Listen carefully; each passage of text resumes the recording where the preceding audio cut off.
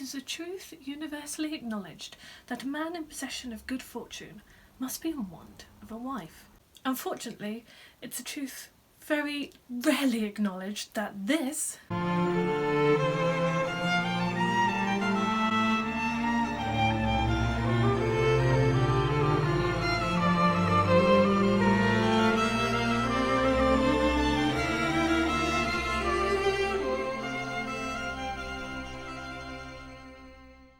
is not how they danced in the Regency period.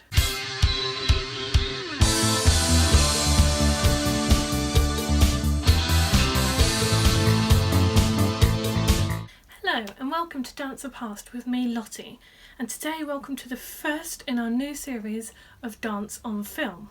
This series is going to look at the portrayal of historic dance on film and TV, with one video a month looking at a different topic each time. This month we're going to start with Jane Austen because there's so many adaptations that there's an easy pool to pick from. We're going to look at Regency Dance on film and look at whether the dances depicted in these popular movies are dances that Jane would have actually danced herself. We're going to do this by looking at 4 different movies. The 1995 mini-TV series of Pride and Prejudice, starring the famously wet-shirted Colin Firth. The 2005 Pride and Prejudice film, starring Keira Knightley. 2009 mini-series of Emma, produced by the BBC. And the 2020 recent release.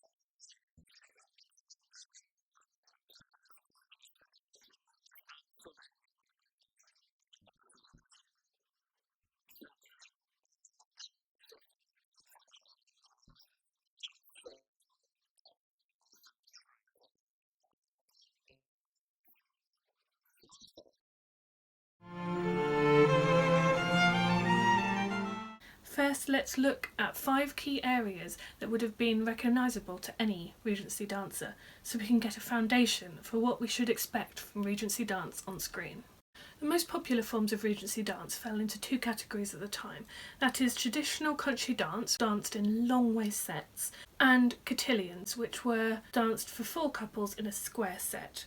Now we're mostly going to focus on long waist dances today because that's mostly what you see in the films. But in particular, the thing that would have been essential for the Regency dancer is that these long waist dances were split into 3 couple sets. So 6 dancers, 3 couples, they were called triple minor sets.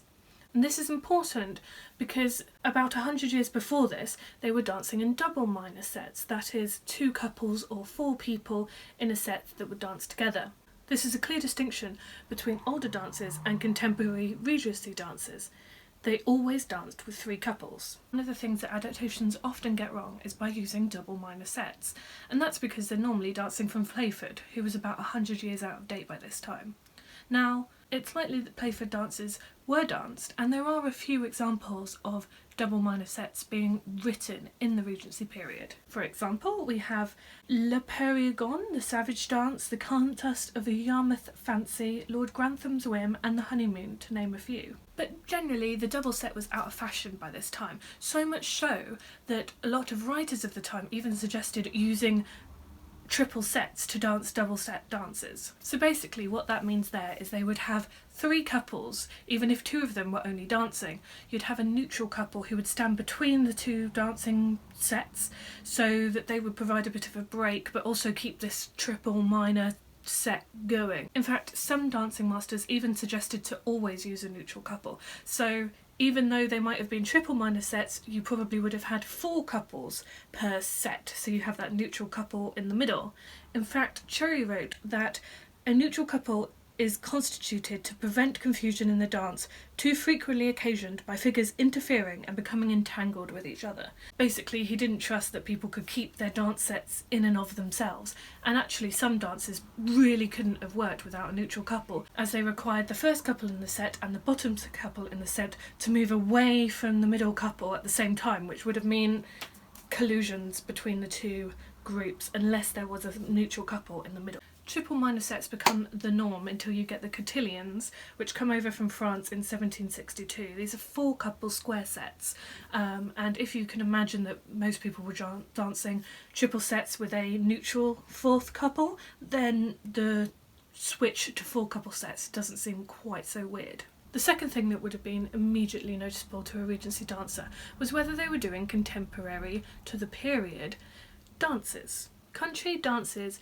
had had a slow evolution over the 200 or so years that they had been danced before this point. A lot of country dances that we use even today come from Playford's 1695 book, The English Dancing Master. And what you might see in modern adaptations is one of these more traditional double minor Playford dances. But the problem that comes across is that these dances would have been 100 years out of date by the time that Jane Austen was writing, and it was very unlikely that they were being danced at the time. I really don't know what this obsession is with Mr. Beveridge's maggot, but it appears to be in every Regency adaptation going, despite being written in 1695 and being massively out of date by the time that Jane Austen came along. In fact, it's the same thing as if Elizabeth and Darcy started disco dancing. I mean, 1980 is 100 years from 1880, so it's all the same thing, right? Perhaps, Mr. Darcy, you would be good enough to favour us with a brief exhibition of your freestyle disco prowess. I see that it has been forced upon me from the start. I assure you it gives me no pleasure.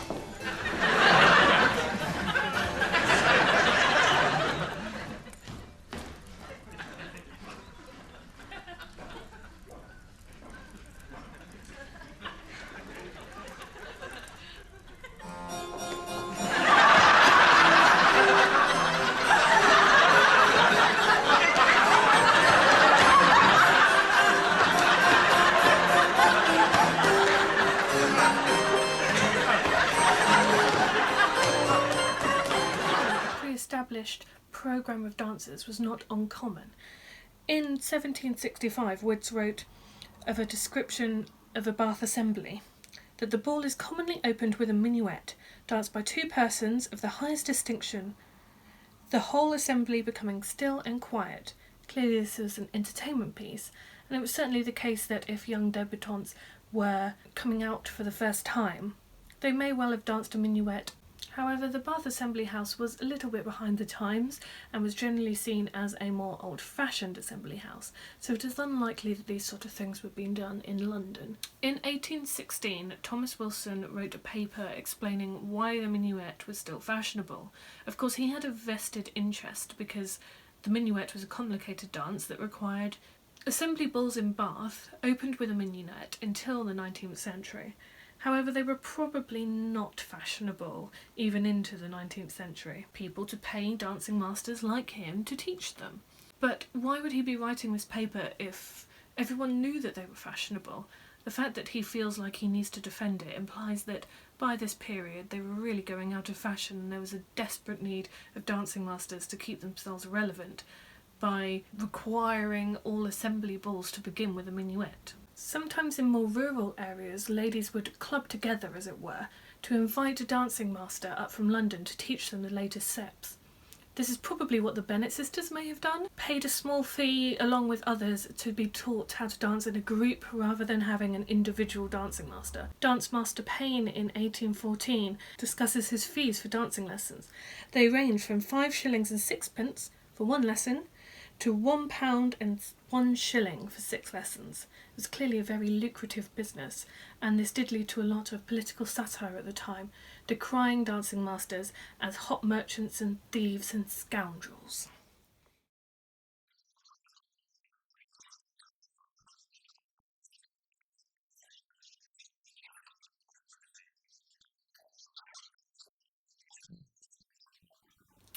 '18th century steps were incredibly energetic, and this is because dances were not walked, They were heartily chassés along. They also had much more complex steps, operatic or balletic steps almost, that were mostly derived from quadrilles and cotillions and minuet steps that were then applied to country dances as well.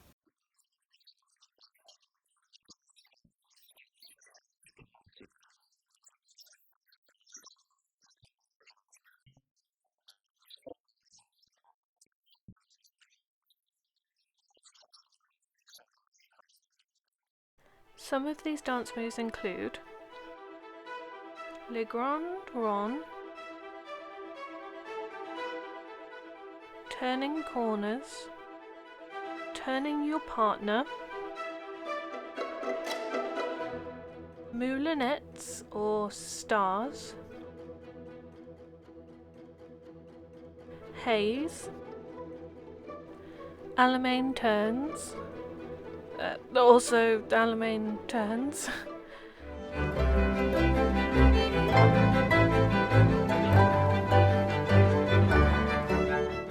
and fancy footwork such as jeté ensemble, rigadoon, pas balancé, polonaise step, and pirouettes.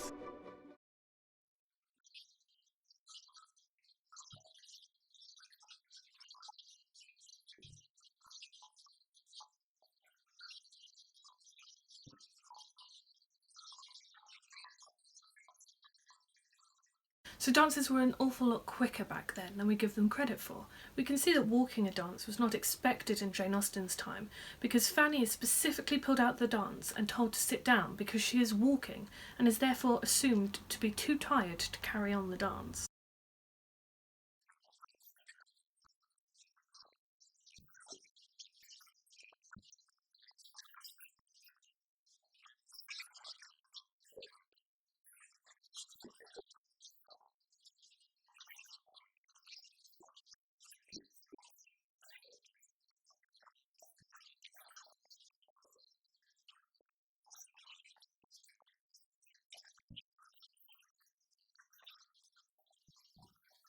Next we have the First Lady. This is a position of honour that is given to the most important woman present, or sometimes just the first woman present, or sometimes not at all. It's basically complicated. Elton will expect to be asked to begin the ball, and she will surely think Frank ought to ask her. The First Lady was a coveted position. One author wrote, "Everyone panted with impatience till it should be her turn to call," which it seems is a phrase for leading down the dance, or being for a while the queen of the party. So the main role of the First Lady was to pick the choreography or the figures that would be danced. This is because choreographies weren't traditional in the sense that they are today. Fashionable tunes would have a variety of dances choreographed to them. And in your dancing lessons, your masters would have taught you a variety of different figures that could be used with a tune, and then you would pick the one that showed you off the best. We do find a lot of handwritten notes of tunes with figures drawn beside them, which does suggest that people were learning specific figures in advance rather than making them up on the spot, but they weren't choreographies that were universally acknowledged, if that makes sense. In fact, when dancing master Wilson published his first book of choreographies in 1809, it sold out of its first print. Clearly, people were desperate to have the security of pre-established dancing master approved choreographies that they could call on, rather than having to make up something of their own. Sometimes there were pre-established dances, particularly when we get onto quadrilles. Ladies could sometimes have the dance instructions written on their fans, or gentlemen might have small cards that had the dance instructions on them that they could keep in the jacket pocket. Of course, as gentlemen were leading most of the dances, it was more important for them to know the dance moves than the ladies present, who could just simply follow along.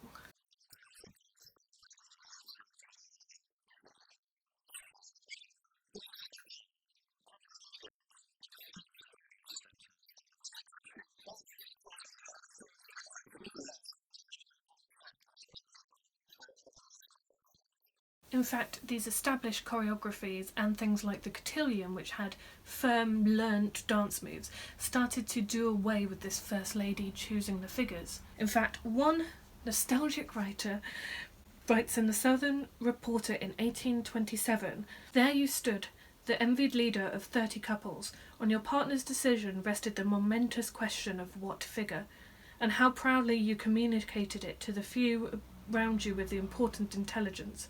Hands are crossed, back again, down the middle, up again, and poussette. Oh, happy days, but ye are gone, and the sickless and heartless quadrille rules is now the throne of the country dance." So how would you become the First Lady? Well, originally it was to do with rank, so the most important person in the ballroom would be First Lady. It was a position of honour. Then the second person would be the most second important lady in the ballroom, and so on and so forth. You would then switch out throughout the evening, so you are First Lady for 2 dances, and then the person who is Second Lady becomes the First Lady for the following 2 dances, and so on and so on. However, by 1781, accounts start to come in of alternate ways of choosing First Lady that have got nothing to do with rank. Sometimes they were done on the First Lady to arrive, and then the Second Lady to arrive, and the Third Lady, and so on. And sometimes they were just a random lottery. The MC would give out a ticket to each lady as they arrive, which would explain their position. They would then have to pin it quite prominently to their costume so that everyone was aware of who was the First Lady at that particular time, at that particular dance, and there would be no confusion with people jostling for first position. First Lady wasn't even used everywhere. In public balls you didn't have that sort of thing. In fact, an 1812 novel entitled Temper or Domestic Scenes shows characters pushing and shoving to get into that coveted first position and choose the dance. There was no system of order in the First Lady sense. We can look at some great examples of First Ladies in Jane Austen's own works. Emma Woodhouse is convinced the Westons are giving a ball especially for her, and is used to leading the way. But it does occur to Mrs. Weston that Mrs. Elliot should be asked to begin the ball, and that she would expect it, which inferred with all their wishes on giving Emma that distinction. She must submit to stand second to Mrs. Elton, though she had always considered the ball as particularly for her. It was almost enough to make her think of marrying. This is because Mrs. Elton is married and Emma is not, and therefore she is of higher status than Emma is. And therefore Mrs. Elton is expecting to open the ball with Frank Churchill.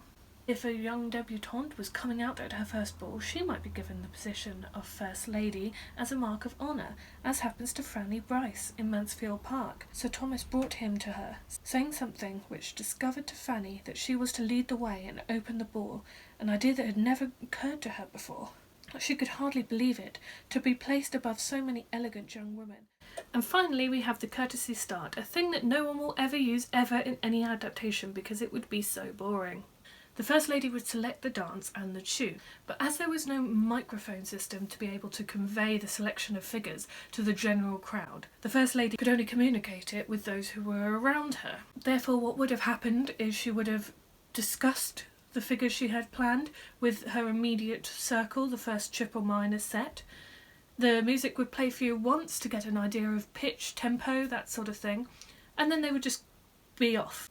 This is why there's a necessity for this courtesy start, because everyone else who was further along the line wouldn't have heard what the First Lady had explained, so they had to rely on watching that first triple set, or even the second triple set, and picking up the form of the dance as it went along. Slowly the dance would work its way down the set. You would only start dancing once the First Lady had got to you. Well, the courtesy start was to reflect the position of honour that the first couple had. It wasn't until the first couple had gone down 3 couples that the second couple could then start. This meant that at any one time it was only in the middle of the dance where all couples were dancing. It's mentioned by both dancing masters Cherry and Wilson, and Cherry even provides a very helpful diagram explaining how a dance for 12 couples would take 45 iterations to move through. By iteration 12 all couples are moving, but this slowly tapers off until you get to your 45th iteration.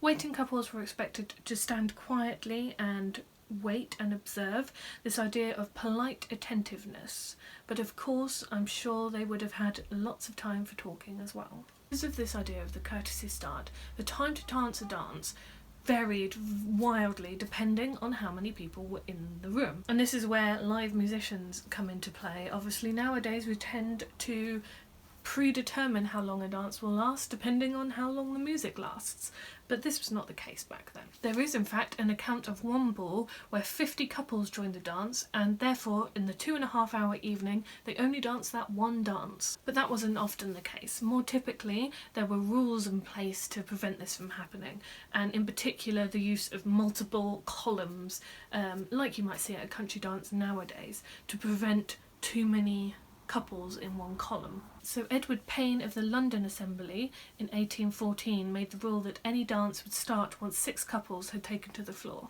The Assembly Rooms in Edinburgh in 1787 ruled that 12 couples was the maximum you could have in any one set, whereas the Margate Assembly Rooms in 1802 dictated that once 20 couples had joined the set they would be split into multiple columns. All of this to say, it really did depend on where you were dancing, but expect about 10 to 30 couples in an average dance, with a 10 couple dance being fairly short and a 30 couple dance being horrendously long. However, reports of the Royal Ball in 1788 suggest that 2 dances were danced by the Prince of Wales in half an hour, so presumably the dances didn't go on forever and there wouldn't have been a long period of waiting. Otherwise people would have just got bored. In 1805, dancing master Mr. West announced that he had come up with a new fantastic method for simultaneous starting. This is a concept where all couples start dancing at one time like they do nowadays. No one's quite sure what his technique was. There is a chance that he used separate 3 couple sets like sometimes can be used now, where the dance was done through 3 times and maybe everyone watched the first ladies set go through it 3 times and then followed suit, but no one's quite sure. He did ban other dancing masters from attending his balls where this new method was in place, so clearly it must have been something that was fairly sought after. Quadrilles introduced the need for introductory music because of the simultaneous start. This also introduced the concept of honouring your partner before the dance began. Now we're not really sure whether this was the case before then. There wouldn't have been any music for honouring. Perhaps you might have bowed to your partner, but if you had honoured your partner and then were waiting for the courtesy start, it would seem a bit odd.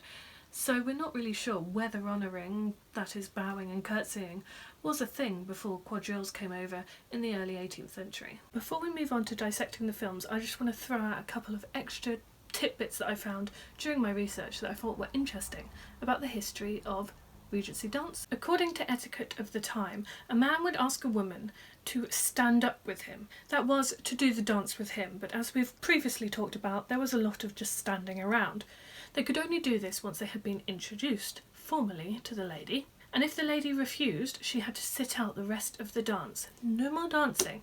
So that is why Elizabeth accepts Mr. Collins's invitation to dance, even though she really doesn't want to dance with him. Only 2 country dances were generally danced in a row. This meant that you had a chance to change partners, but also take a breather and relax after all that invigorating jigging. After all, you were only meant to dance 2 dances with each partner. You talk as a rule while dancing? Now, any Regency dancer would tell you that it was completely impolite to talk during a dance, and that you definitely would have been out of breath while you were dancing. If you've ever been to a dance, the concept of talking while people are dancing in between you, it would have been very, very difficult to hold a conversation. Indeed, dancing master Thomas William wrote, "It too frequently occurs that 1/2 of the persons composing the dance are in conversation on subjects unconnected with the dance." His view was that you should either be talking about the dance or be in complete silence. But the reality was that every lady and gentleman probably had a repertoire of small talk ready for use in the ballroom. In fact, in Pride and Prejudice, Elizabeth even mentions this when she starts her talk with Mr. Darcy by making some slight observation on the dance. I talked about the dance. Now you ought to remark on the size of the room or the number of couples. I'm perfectly happy to oblige. Please advise me of what you would like most to hear. That reply will do for present. Perhaps by and by I may observe that private balls are much pleasanter than public ones. For now we may remain silent. See, I think this is what the difficulty is. A lot of dancing masters talk in their rules that it was important for you to acknowledge the dancing couple as they came down the set, to acknowledge them and to not be talking throughout the dance. But if they're putting that rule into place, it probably means that people were talking during the dance, otherwise they wouldn't have had to say that. As Cherry writes, "It's to stand well, it is necessary to be erect without seeming stiff, to pay a particular attention to the elevation of the head and pointing out of the toes, and display freedom ready for action even while standing." And Barclay Dunn, in 1818, noted, "A constant and polite regard is paid to those dancing down by those who are figuring up, which gives the proper effect to the whole, making the dance perfect in its kind." So I'm not sure how much they would have accepted people chatting away. Neutral couple, or even sometimes the third couple in a triple minor, find themselves doing nothing during the dance. So in this case, there would have been a requirement to chat, small talk with your partner throughout the dance. So although it was probably unlikely that people were talking like Elizabeth and Darcy do during their dance, they could very well have been talking during the dance if they were stood out in some sort of role, either waiting for the First Lady to make her way down, or if they were stood out at the end of the dance, or a neutral couple. Dancing was often valued at the time of Jane Austen as a chance to give young couples an opportunity to talk without the presence of a chaperone.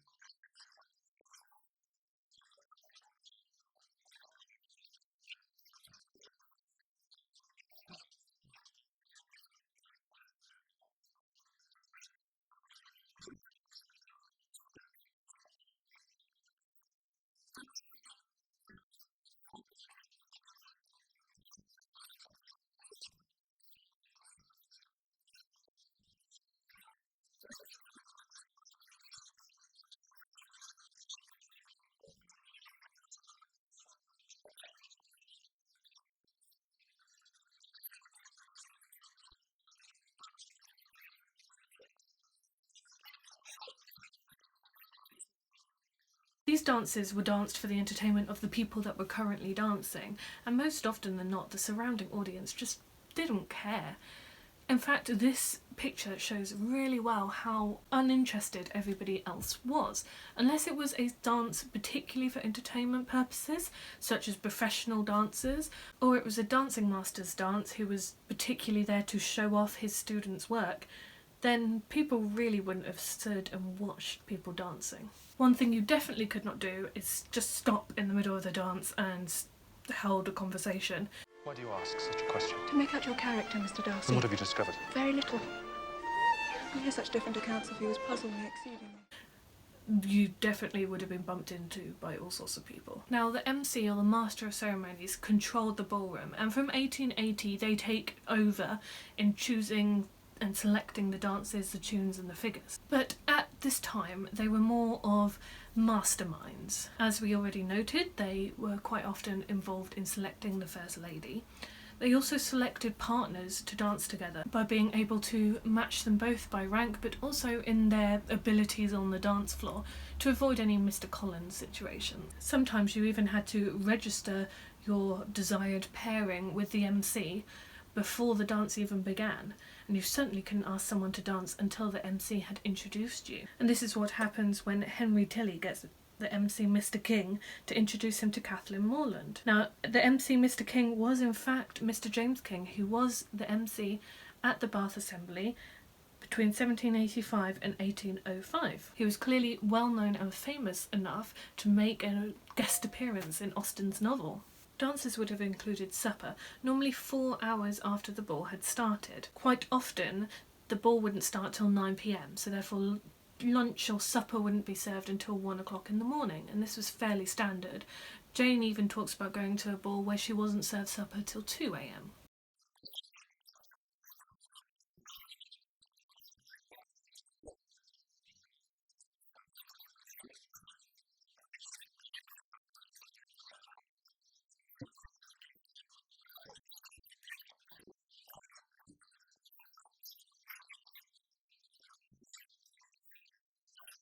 This would be another great opportunity for people who are interested in each other to spend a bit more time together away from their chaperones, chatting and talking over food.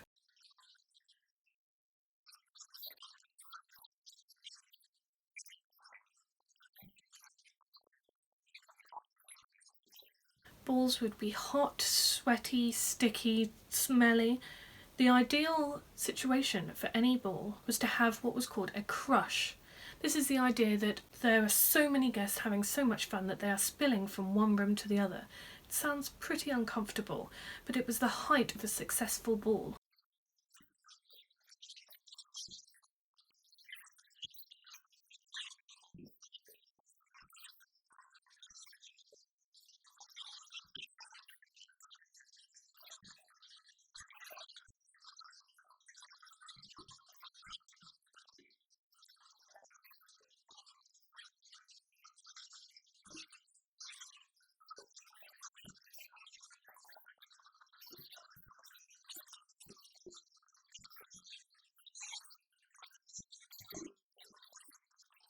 So let's move on now to talk about how dance is portrayed in these 4 Jane Austen adaptations. I'm not going to look at every aspect of the film, I'm not going to look at every ballroom scene in the film, particularly as Pride and Prejudice has a lot, but I'm going to look at specific scenes and draw your attention to things they do well, things they miss out, and some missed opportunities. So let's start with perhaps Austen's most popular novel, container of over 3 dance scenes, Pride and Prejudice.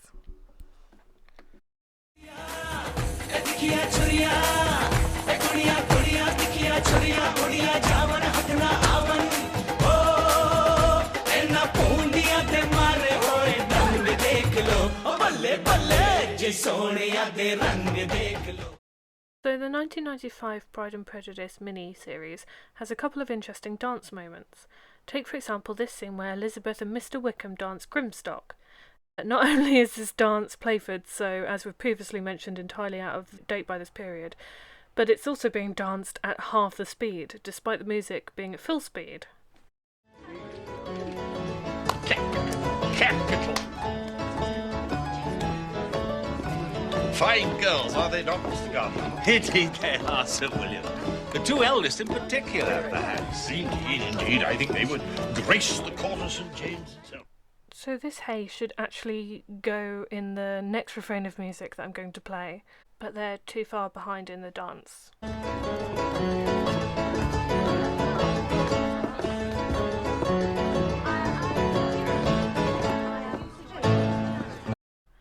But perhaps more famous is the Netherfield ball scene where Elizabeth and Darcy spar.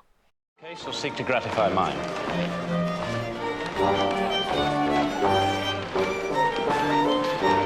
Both, I imagine.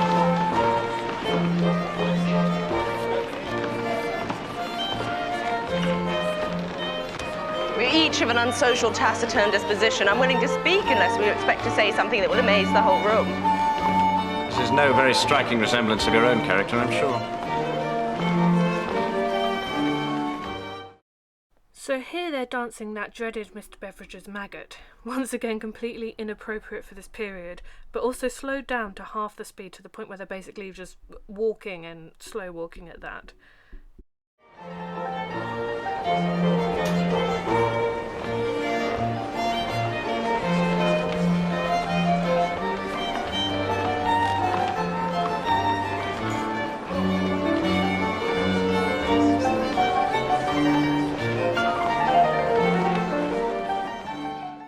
In contrast, this is how Mr. Beveridge's maggot should be danced.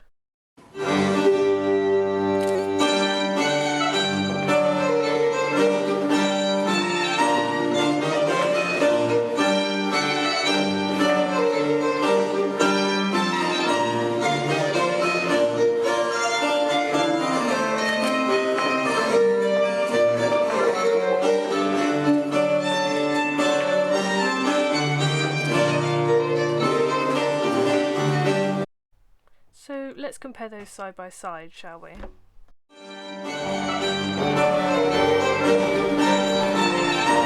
consult your own feelings in this case, or seek to gratify mine?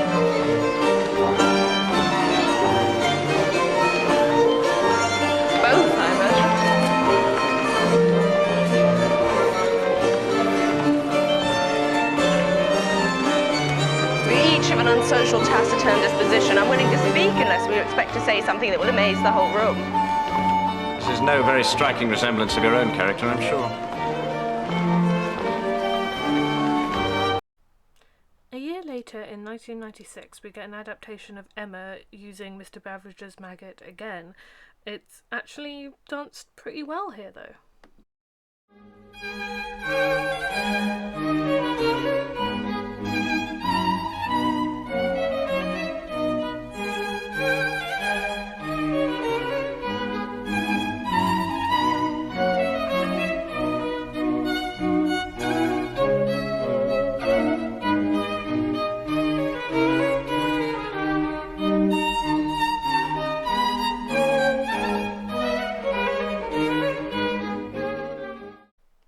Besides the walking and this weird ending where they peel down the line, this is actually a fairly accurate representation of Mr. Beveridge's maggot. It's danced at speed and with the correct dance moves. However, that doesn't make it any more suitable for the Regency dance period, and it's still a massively out-of-date play for dance. But why is everyone so obsessed with this dance? Well, this behind-the-scenes footage from Pride and Prejudice 1995 might shed some light on why this dance was chosen. Dances were immensely important at this time. They gave an opportunity for young men and women to meet and to court, if you like. So they were always eagerly awaited. I started by rereading the book and marking all the points where dance is mentioned and dances are mentioned and dancers are mentioned. And also I marked all the places where they bow and they curtsy and they reverence and they come and they go and they show their sort of social manners, how they behaved at that point in time. These English country dances that you see in Pride and Prejudice were danced in the country houses and in the court. And Mr. Beveridge's maggot is a supreme example of that. And it has this harmony which almost reflects the architecture of the time, the furniture of the time, the landscape gardening of the time. There is a reflection in their relationship. I remember hearing you once say that you hardly ever forgave, that your resentment once created was implacable. You are very careful, are you not, in allowing your resentment to be created? I am. There's almost an intellectual fight between them. At the same time as that's going on, there's something totally harmonious happening between them physically. You should feel when you look at the dance that these are two people who are going to, at some point, really get on extremely well. Okay. Now, I don't want to pick on Jane Gibson too much. There is a real conversation that needs to be had about the amount of power the choreographer has compared to the director's vision for the movie, but we haven't got time to go into that today. The problem is that this just smacks of a lack of research. I mean, I get the metaphor, it's very cute, but how does that justify using an inappropriate dance and then dancing it at such a slow pace, instead of researching a period-appropriate dance with the same metaphor of coming together and going away again? I mean, it's a pretty broad metaphor and one that's in a lot of dances. I'm sure you could have found something. I mean, there's actual dances where one character is chasing another and they're rejecting them, but fine. Mr. Beveridge's maggot is all we get, I guess. This scene does have one of the only representations of standing out of a dance, so that should be commended and it deserves some merit, but not enough to justify Mr. Beveridge's maggot.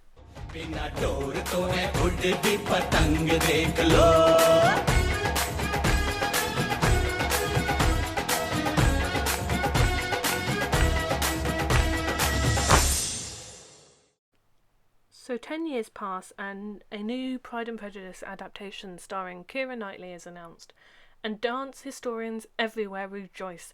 Finally, an opportunity to right the wrongs of Mr. Beveridge's maggot. But, I may observe that private balls are much pleasanter than public ones. For now we may remain silent.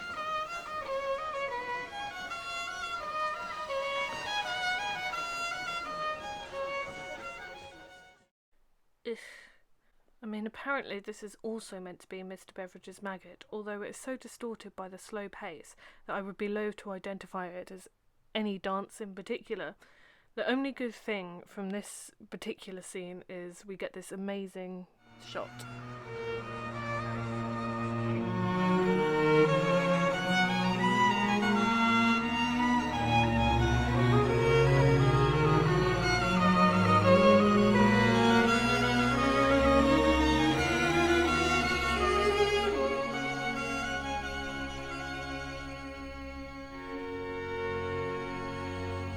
But let's not dwell on the mistakes of the Netherfield ball. Let's focus instead on the Merton Assembly.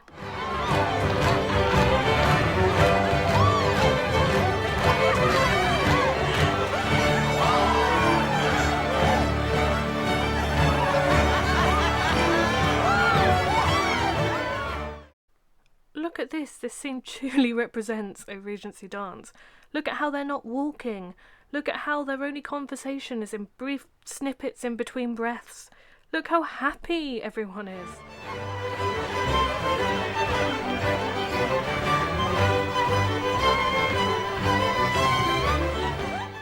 The director manages to catch the frenzied excitement of the ball while also conveying key plot points. It's exciting, it looks fun, and it makes you understand why this is such an important event for the Bennet sisters, and for that it deserves a round of applause.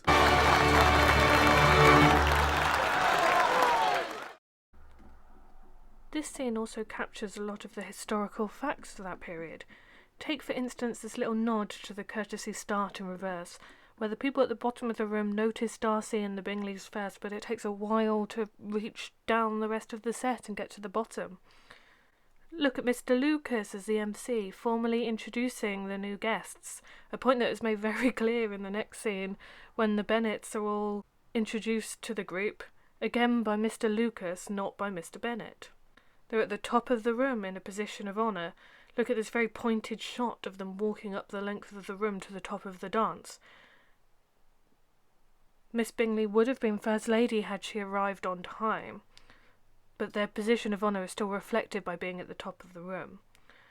Just generally look at the joy that permeates from this scene in a way that is not matched by the Netherfield ball, and I wish they'd have internalised some of the things that are done so well in this scene and applied them to all the scenes in the movie.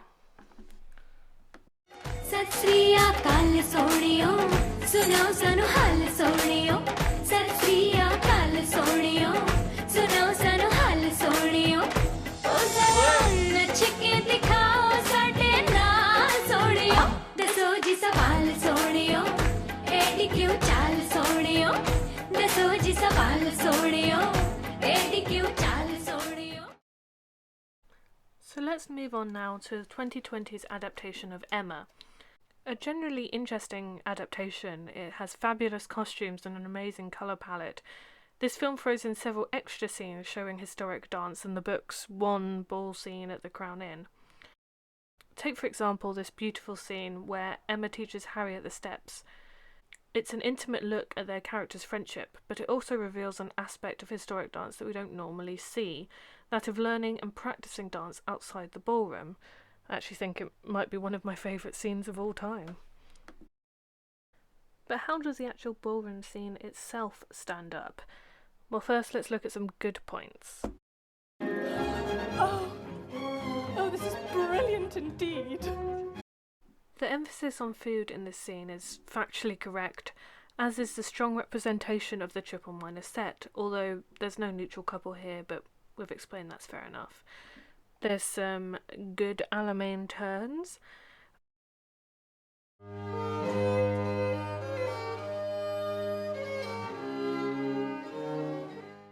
Oh look, a moulinette. I love this head flick as well, this natural ornamentation. Pow, right there. And they point out that if you stop on the dance floor, people are going to bump into you.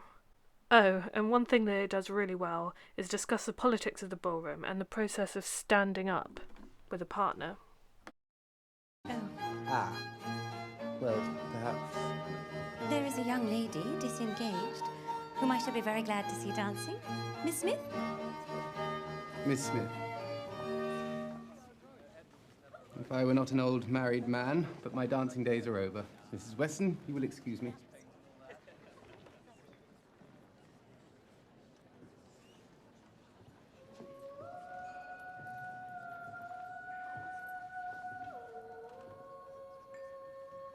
Will you dance, Miss Smith?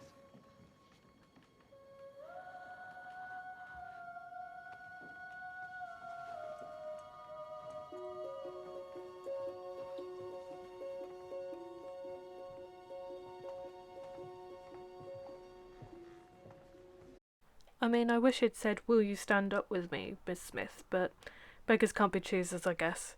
And perhaps the best scene where they discuss the politics of First Lady. Emma, it has just occurred to us that Mrs. Elton will expect to be asked to begin the ball, and she will surely think Frank ought to ask her. Frank cannot break his promise to you. He has promised you the first 2 dances. Here's the plan. I will ask Mrs. Elton. The ball is in Frank's honour, but it's in my design. I shall ask her. You must submit to stand second. A bride must be first, in company. 'Tis almost enough to make me think of marrying. Must I go first? I really am ashamed to always be leading the way. Okay, so that's what they did well. In equal measure, we have to talk about where they went wrong. So horribly wrong. Set your companions an example. They're all lazy. They're all asleep. You must dance another set. I am ready whenever I am wanted.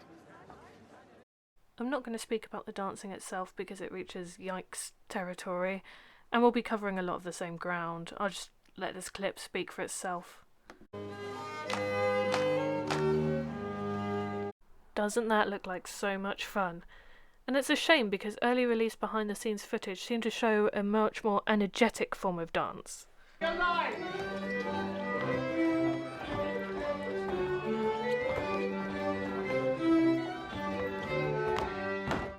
But that would be too accurate, so slow plodding we get instead, I guess.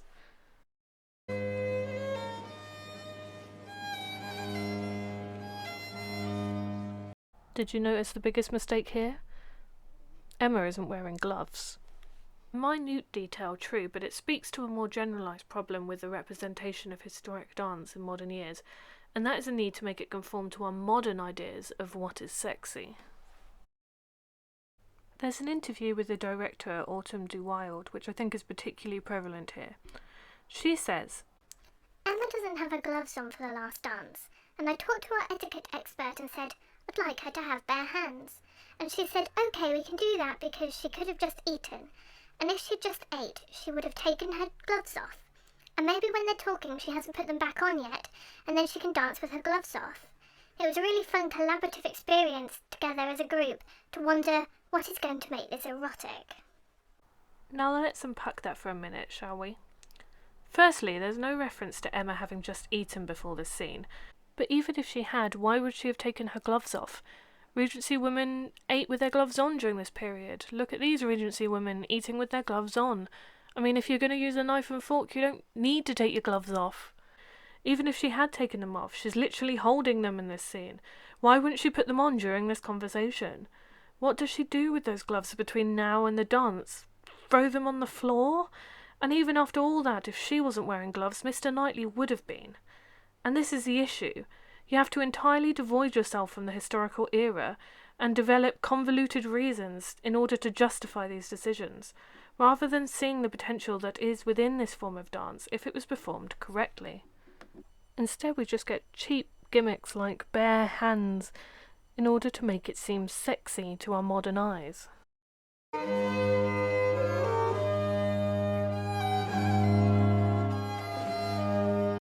They go out of their way to point to this skin-on-skin contact as a reason why Emma develops feelings for Mr. Knightley.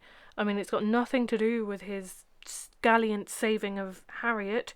It's all because of this. See? See? See? I mean, it's not really a surprise when we've come to expect dance scenes to be filmed like this.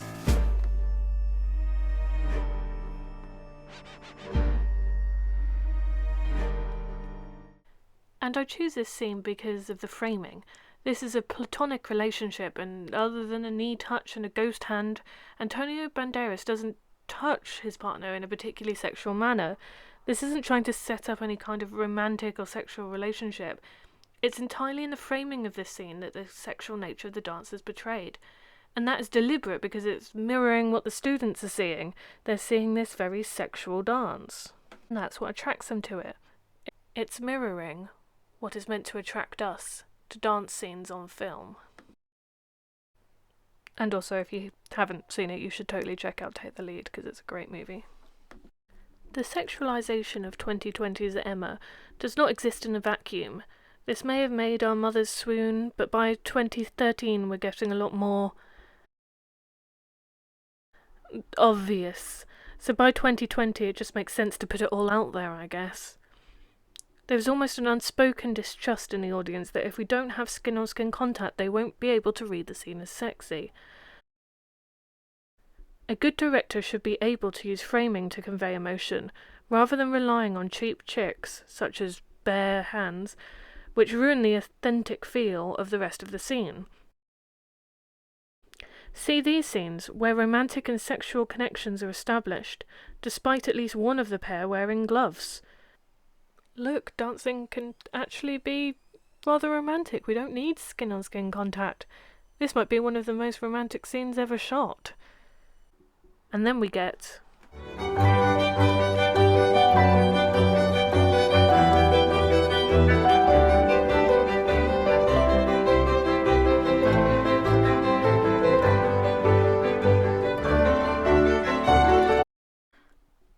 thank you! Look at this dance. Proper speed, Alamein turns. I mean, how sexy you find it might depend on how sexy you find Johnny Lee Miller, which should be very. But anyway, this is a lovely dance scene that sets up a romantic relationship between these two characters, even with gloves on.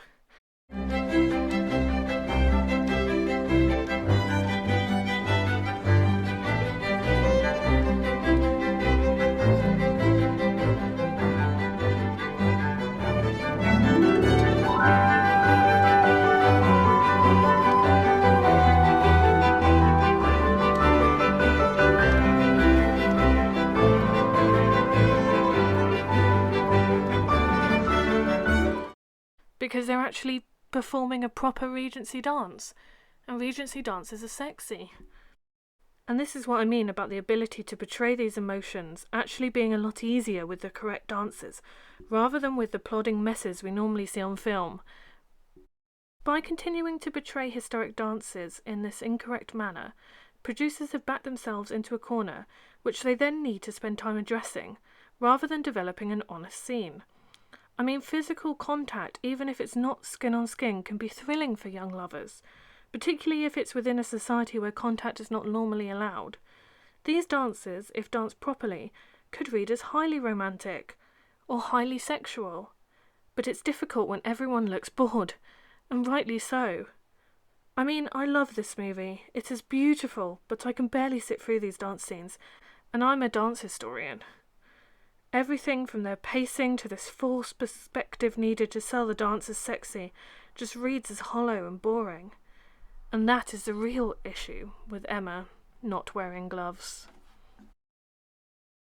So why does it matter? Why have you just watched a ridiculously long video of me ranting about how they can never get dance right in film? Well, I suppose it doesn't really. I filmed a whole rant, but my camera died, and that's probably a good thing because I don't think you really need to hear it. All you need to know is that historic dance enthusiasts just want to be taken seriously. When it comes to historic film, they want the dance scenes, the figures, the tunes to be taken as seriously as the costumes are, or the lighting, or the food. So much effort goes into historical accuracy in lots of these movies, and yet dance is completely left out. And there are experts out there who know an awful lot about this form of dance and just aren't consulted. And I suppose, yes, you could say this is all academic, but it's actually having a real damaging effect on the practice of historic dance. Ask anybody who's never been to a historic dance and they'll probably say it's really boring, because it looks boring from the movies. Sometimes I can't even sit through whole scenes in the ballroom, and I'm a historic dancer, that should be my jam. But it's not. It looks really boring, it looks really dull, and sometimes the actors even look bored doing it. And this is a thing that is a real problem, because it means that young people are not being attracted to historic dance. In fact, if anything, they're being put off.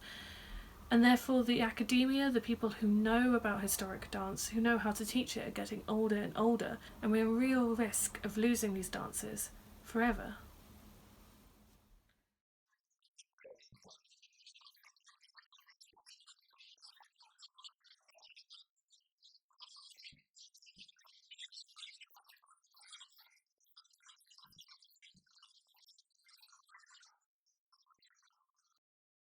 So I hope you enjoyed the first instalment in my dance and film series.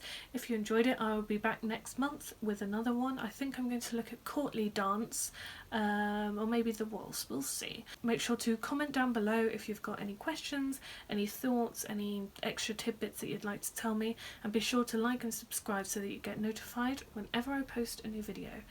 I'm in lockdown in the UK, so I'm going to have lots of time to pursue some of my passion projects, and hopefully there'll be more regular videos coming to you soon, and more dance-based ones than some of my previous crafty videos. So until next time, keep dancing.